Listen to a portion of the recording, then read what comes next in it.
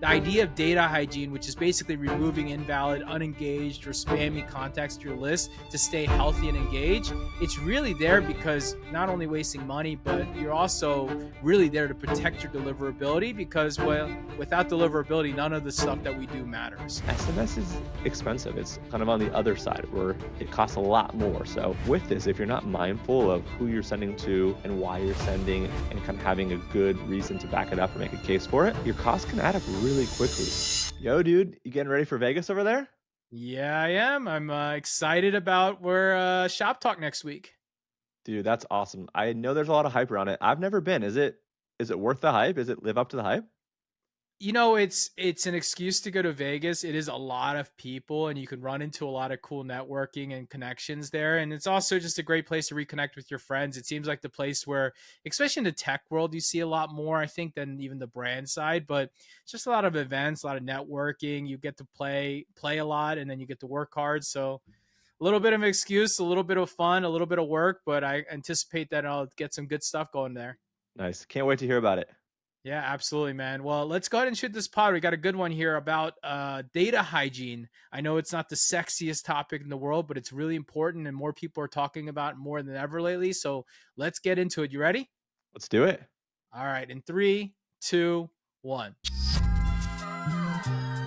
From the open to the click, they're the masters of the flow. Just watch your list grow and your leads turn to go. Did we retain you so far, or do we have to extend it? If you want results, you know you gotta send it.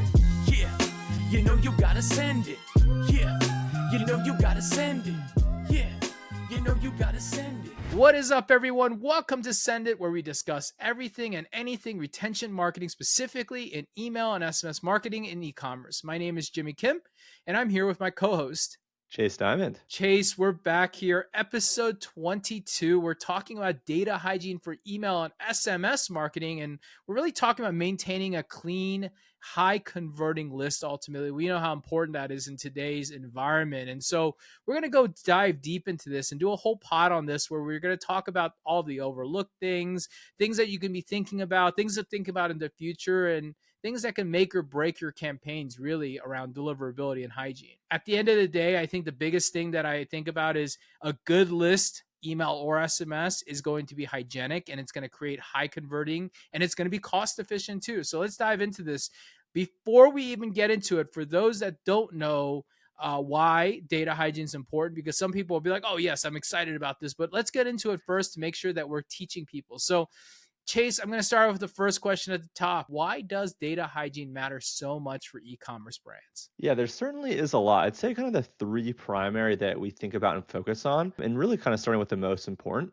Number one, your favorite topic, deliverability, right? The clean list is essential for improving and maintaining a strong sender reputation, and B, with that, really ensuring that your emails are landing in kind of the inbox, not the spam folder, but the actual kind of primary folder of the inbox, the promotions at the very least, and never the spam. That's number one. Number two is your brand's reputation is really on the line. You know, if you're sending kind of emails to folks that are disengaged or invalid contacts, you really risk having higher spam complaints, unsubscribes, and even emails that are going to bounce. And then third, which is a really big one as well, it provides a cost savings. So email and SMS platforms, they're typically charging based on your subscriber account, right? So if you have, just your active people there and fewer inactive or fake contacts, that means you're paying less money.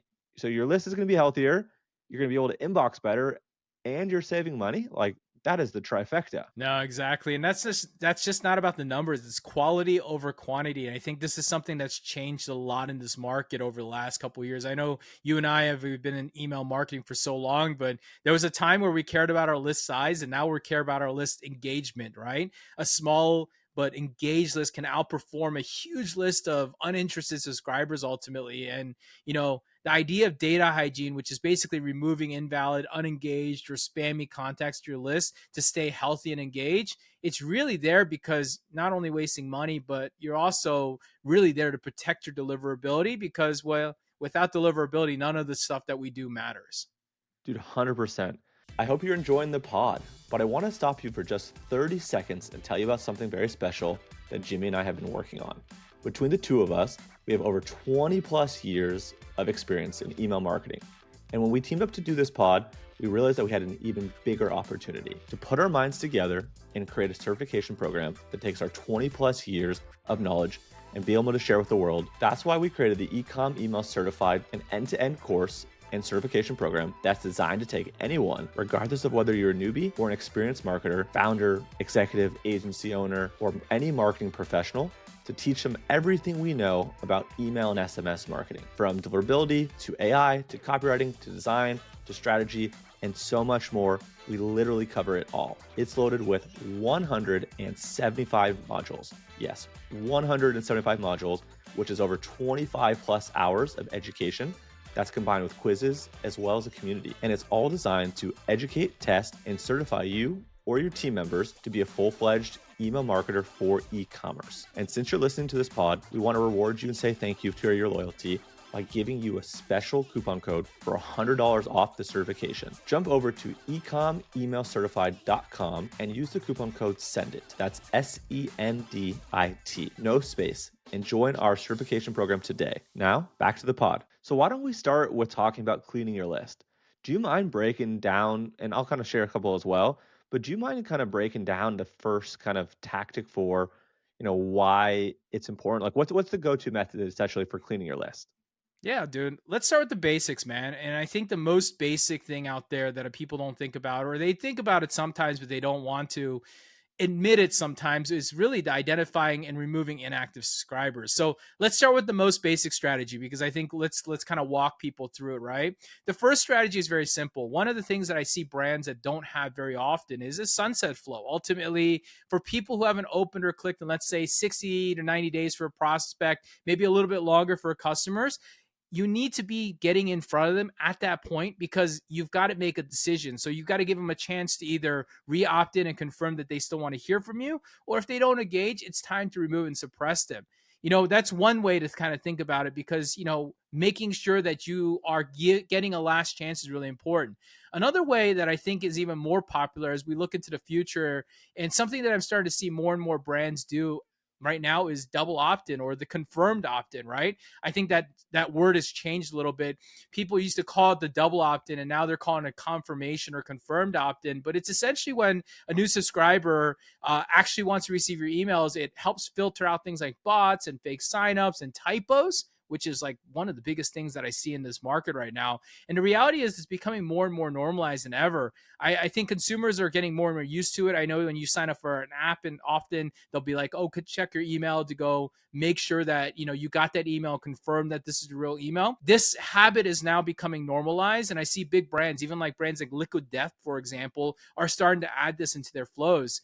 Chase, I mean, that's two of the ways that I can think about it. But what about you, man? What are you thinking about tactics when you think about email list cleaning? Yeah, absolutely. I'd say something that's not really talked about a lot that we're kind of seeing happen in other markets, specifically around like kind of lead gen, right? Like those guys are really kind of on top of it and they're with it because frankly they have to be. It's part of their business. But really what they're doing well that a lot of folks in e-com especially aren't doing is they're regularly validating their email addresses, right?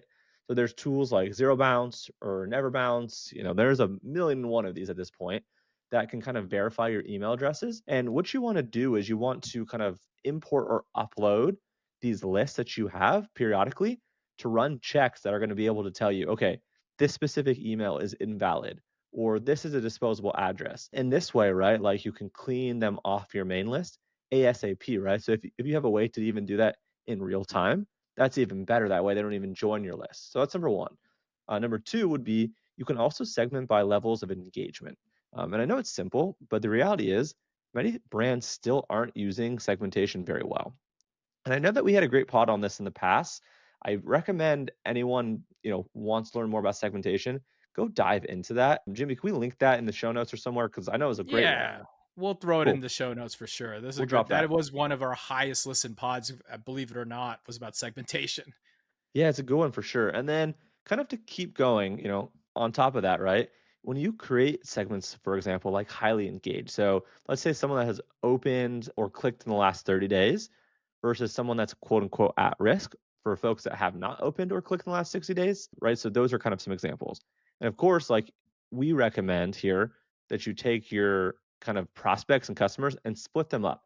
You want to treat them differently, send them different campaigns, different offers, etc. Because different things are going to get them to take your desired action that you want them to take. And you got to stop treating them all the same, right? And then I guess lastly, right, it's kind of one last one is you have to monitor your bounce rates and complaints, right? You have to be mindful of the analytics for some of these quote unquote negative things that are happening, these negative engagements, things like hard bounces and spam complaints. Those are huge red flags. So you want to have a process that kind of automates in the removal essentially of these email addresses right when they happen. So that way you can keep your sender reputation intact. Again, just like your personal reputation or your personal brand or how someone knows you as a person, how that's so important, so too is kind of your sender reputation. That's your digital reputation that's going to allow you to enter the inbox or be denied, right? And then last thing I'd say too is like your ESP should be handling this for you, but just make sure that you're keeping an eye on this. And then also too having tools like Google Postmaster, Yahoo Sender Hub, etc., and really making sure that you're monitoring those as well so you get the full picture is going to be great because your ESP is not getting that data from Google, and it is your responsibility to make sure that you're aware of what's happening, especially with how important Google is, and I guess Yahoo as well.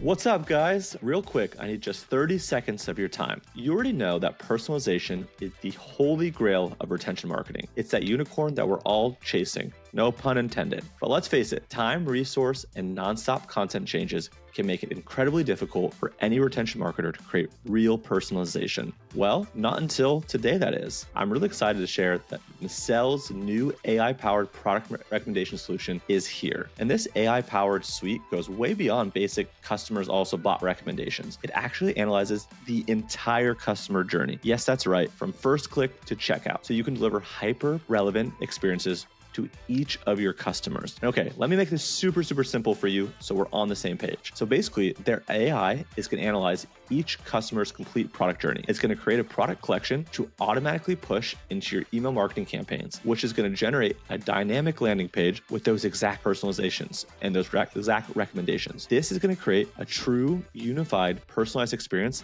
at scale. And merchants can transform their e-com store with AI-powered product recommendations that understand their customers' actual behaviors, not just their purchases. So if you're an e-com brand hungry for next level personalization, the ones that you always hear people talk about, but they don't actually give you a tool to use, now you have one. You have to check out Nacel's new AI-powered product recommendation today and let them know that Jimmy and I sent you. Now, back to the pod. Yeah, the spam complaint thing that you talked about, I think that's something, bounce and spam complaints are things that people haven't been super hyper aware of, but I know that with a lot of the changes that have happened in this market, people are talking more and more about them, and it's good, man. I think people should be recognizing those as metrics, and they're not always the tail, because if you have an email going to spam sometimes, like meaning like your email is not going very well, you're not going to get very many complaints or spam complaints because no one's actually receiving your email. So there is a fine line of looking at those metrics. They're not binary. You've got to look at the entire story to make them. But, tools like a good email validation are going to really help that. So I do get that, and I agree with you on that. All right. Well, let's talk SMS, because I think this is something really interesting. I make a joke about this often on social media because I say, we learned so much over the last 10, 20 years in email marketing, and an SMS came out look, it's been out for a while, but really took off in maybe 2019, 2020, really.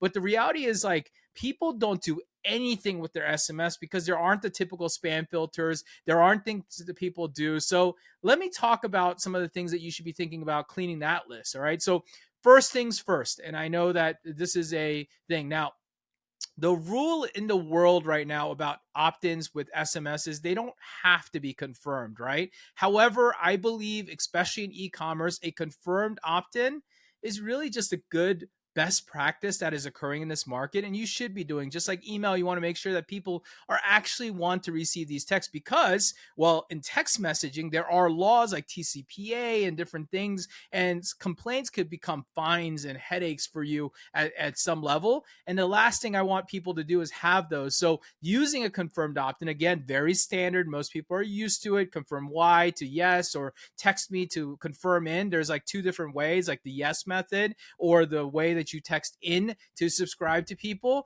I definitely think about that. I also think about the invalid numbers, right? And again, your SMS provider should be doing this, but people put in their landline numbers, and I'm surprised people have landlines, but people put in their landline numbers sometimes, and you got to be able to dictate and detect those things and make sure you're getting rid of those things or getting rid of bad numbers. So kind of the unengagement that leads to usually the segment by engagement, and I think this is where most people are failing with SMS, man. Like, SMS is expensive, right? There's a channel that comes into place, but the reality is you want to check who's clicking the links and replying. And if someone's not engaging, you should try to send them the same thing, a sunset flow, a re-engagement flow, or removing them from your bulk SMS. You still want to keep them subscribed. You don't need to get rid of them, I think, because there isn't really much of a cost to keep people's phone numbers around, but you don't want to keep sending them, especially in those bulk SMS that cost a lot of money. Chase, I know you also are into SMS more and more, but what do you think about SMS? What tips do you have when we're talking about this? Yeah, the first one for me would be to watch the data. So kind of like I talked about before with email. With this, we want to focus on opt-outs. So monitoring and taking a close look at your opt-outs, right? And if you notice, for example, that you have a segment of your list that's opting out at a high rate, it might mean your content isn't relevant, or maybe they sign up for offers and you're just not sending them offers, right? Or maybe you're sending too frequently, right? There's really kind of this fine line with SMS with sending frequently enough and not oversending, because it can be kind of annoying and obtrusive. So you do want to kind of clean out those uninterested numbers and just be mindful of frequency, content, relevancy, etc. And then the next one would be, again, you talked about it a little bit. SMS is expensive. Email comparatively is really cheap. SMS is expensive. It's kind of on the other side where it costs a lot more. So with this, if you're not mindful of who you're sending to and why you're sending, and kind of having a good reason to back it up or make a case for it, your costs can add up really quickly. And if you're just kind of batching and blasting and no real plan, you're going to spend a lot of money with probably very little return. And with that too, like if you're paying per text message sent, every invalid or unengaged contact that you send to like is going to go to your budget. Like your budget is going to rack up a bill. So you really do want to keep it lean and mean. No, that's great. And and as I mentioned, my hot take around how I don't see brands using SMS correctly. I think what's interesting is even if we go SMS or email, the commonality is really segmentation at the end of the day, segmentation strategy. So, hey, it's Jimmy, and I know you're enjoying the pod, but if I could just have 30 seconds of your time, I want to tell you about our friends at OmniSend. OmniSend is an all-in-one SMS marketing automation platform built specifically for e-commerce brands. They make it super easy to engage with their customers, drive repeat sales, and create those seamless, personalized experiences we're always talking about.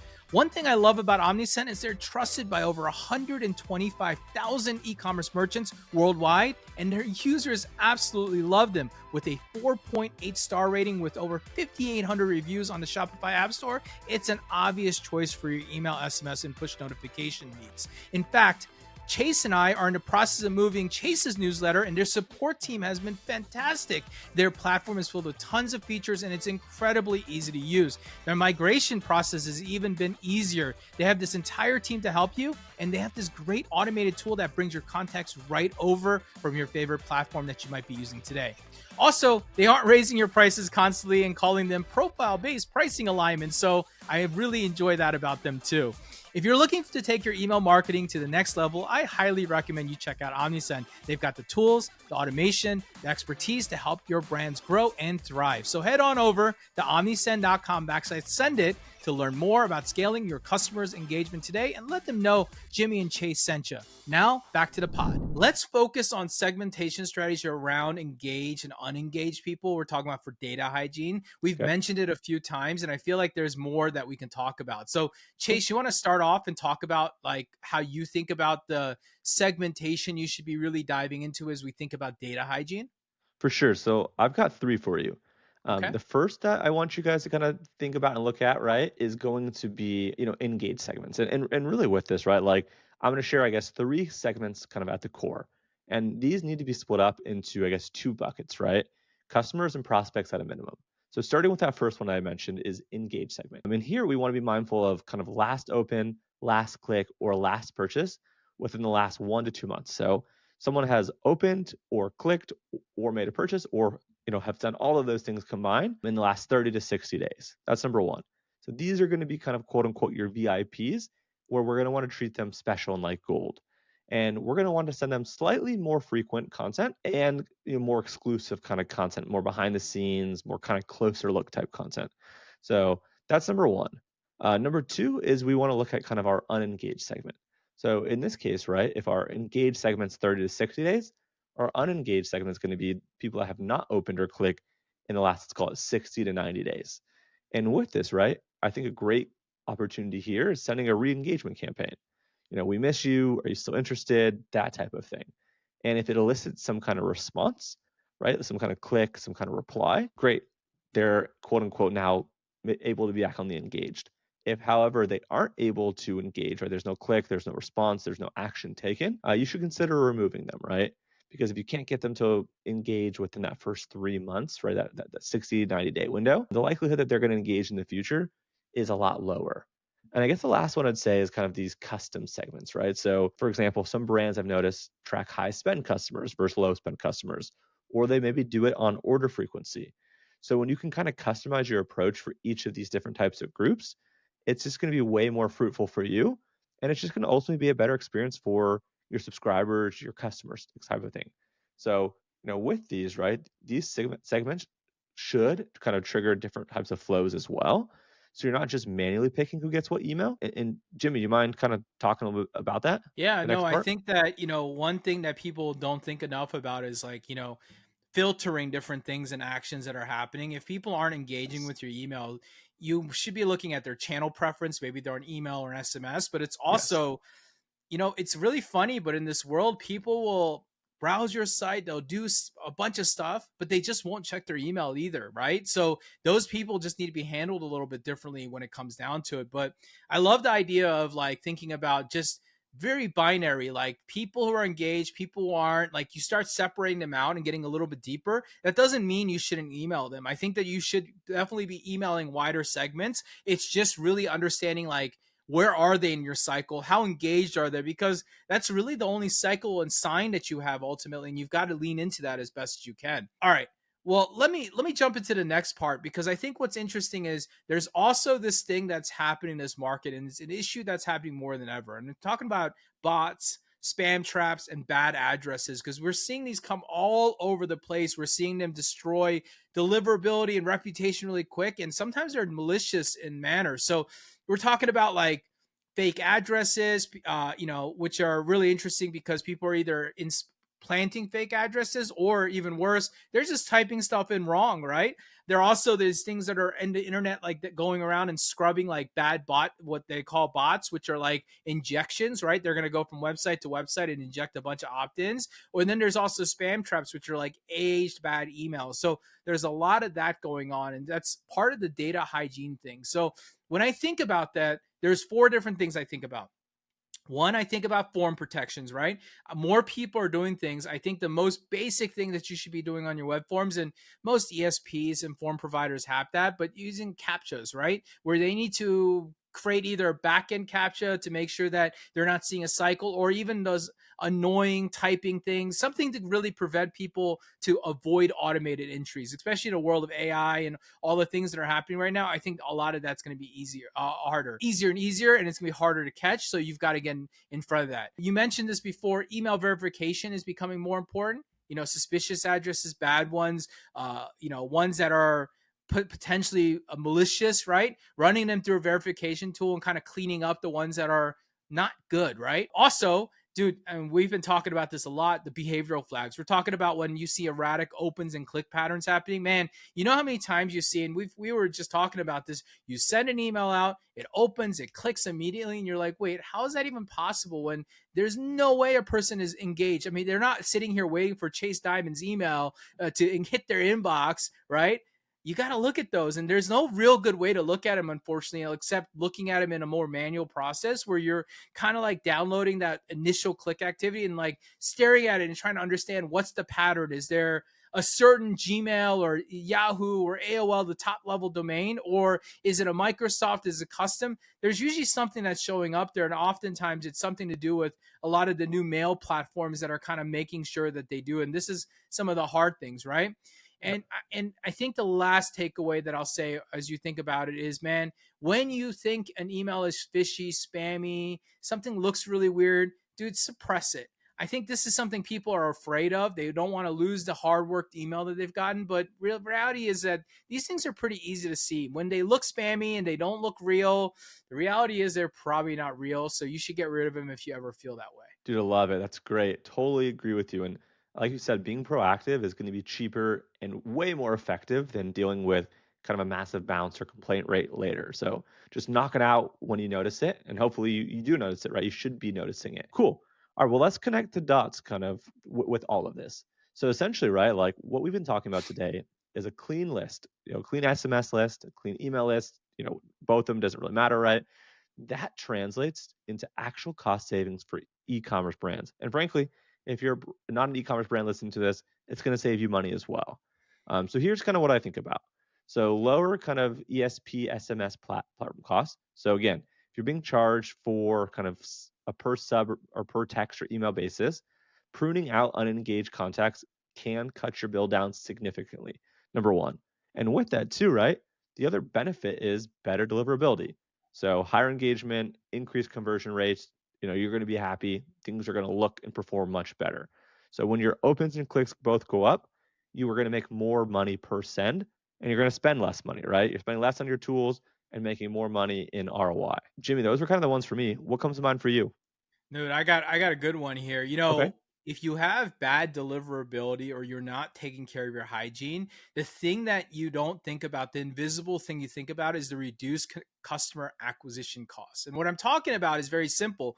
Person's coming to your site, they're opting in and for that coupon, and the email is not landing in their inbox because you haven't done the good job doing hygiene because you have a poor Yes. reputation. And the reality is the better that reputation, the faster and upfront, even getting into that primary tab versus that secondary or what is it, the promotional or updates or social tabs. These are really, really important because the better engaged your list is, the more likely someone like Google, for example, is going to place you in those tabs, right? That's Yeah. the way that these things work. And ultimately, higher conversions in the same list means you don't have to spend as much acquiring brand new leads. You don't have to keep working on the top of the funnel if your middle of your funnel is taking care of itself really well. And it's usually a direct impact to your bottom line. Plus, man, a healthy sender reputation lowers all risk, right? From landing pages to spam to emails and all that stuff. So, look, Chase, this isn't the most fun, like sexiest topic in the world, but the reality is it's really important. List hygiene is an important one. And, especially with the recent price increases from some of the ESPs out there, these are things that people have to think about. But let's recap today's talk here today, because I know we went through a lot of stuff, but it really comes down to four simple things, I think, ultimately. So here's what I think about. First one I think about is scheduling regular maintenance. I think the thing that you should be taking away from this pod is saying, okay, I hear you. This is important, but how often should I be doing this? In my opinion, you should be doing it monthly, or at the worst time, quarterly. You should be auditing, you should be removing, you should be getting rid of invalid contacts, you should be using verification tools to go clean this stuff out, right?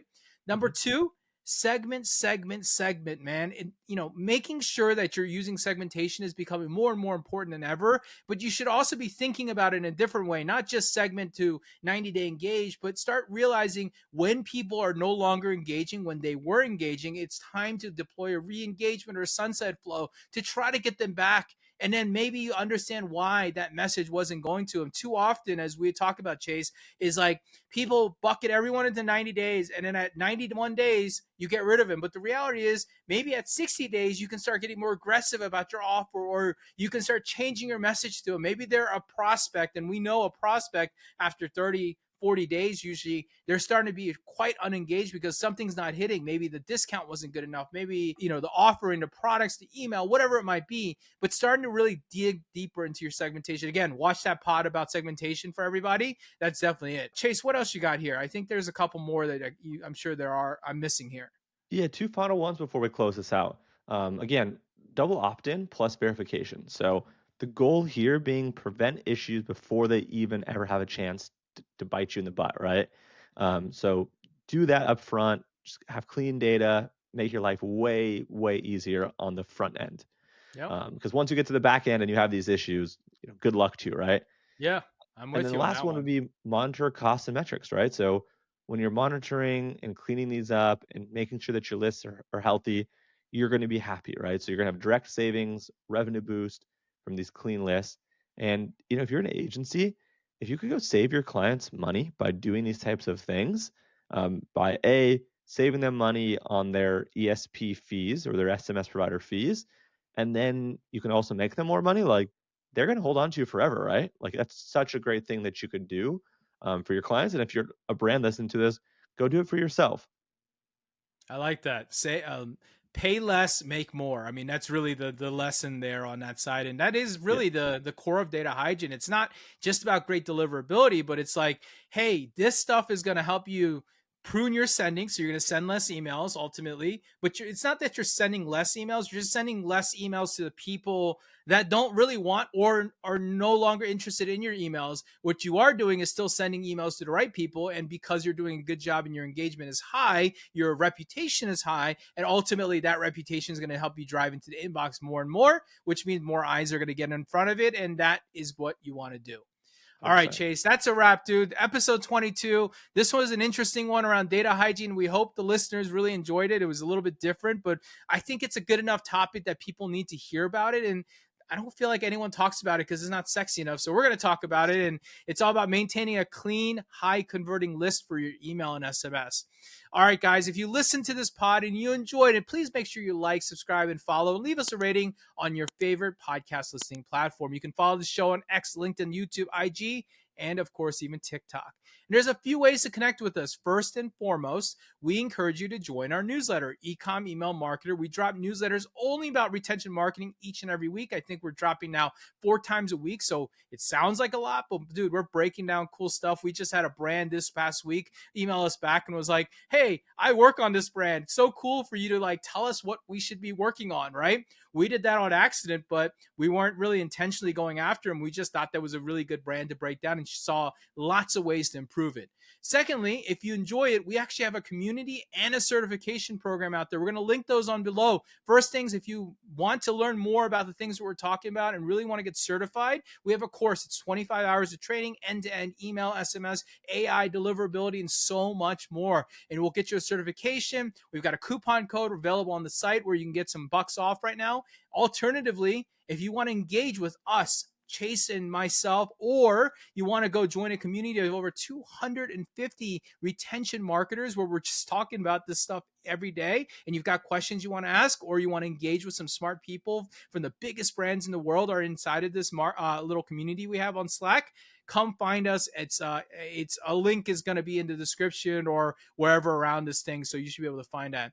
And last but not least, if you want to follow us personally, you can find us all over social. Chase, where can they find you? I'm on most platforms. Chase Dimond, no A in Diamond. Perfect. And you can find me on LinkedIn and X. That's where the 2 places I go and post about retention every day. All right. Next week, Chase, we're coming back here with first party data and email and SMS. We're talking about engaging subscribers with polls, quizzes, and much more. I'm excited about this one because I think this is something that's, again, underutilized. People collect them. They have no idea what to do with them. Let's tell them what to do. Sounds great, man. Let's do it. All right. Well, we'll see you next week, dude. From the open to the click, they're the masters of the flow. Just watch your list grow and your leads turn to go. Did we retain you so far, or do we have to extend it? If you want results, you know you gotta send it. Yeah, you know you gotta send it. Yeah, you know you gotta send it. Yeah, you know you gotta send it.